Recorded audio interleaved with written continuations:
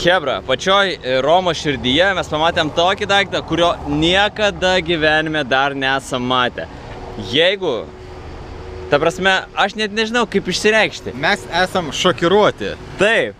Jūs tik Tokio saugumo mes niekada gyvenime nesitikėjom. Ta prasme, jeigu čia būtų naujas BMW, mes sutiktume, kad viskas yra gerai. Ta prasme, čia spina tokia, kokią ant garažo žmonės kabina ir dar tas metalinis daiktas. O dabar pažiūrėkime, koks tai modelis.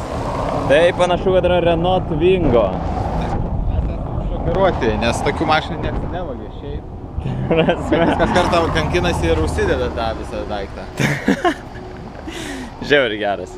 Žiauriai geras. Vairis. Tu šavės tikrai niekur nemačiau tokio.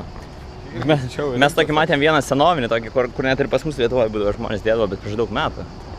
Bet čia tokia rimta technika. Nu jo, bet matyt čia sąmoningai, kad jau nieks tikrai jau nenuvarytų. Man pripau. Sakant, žmonės kūrybingi.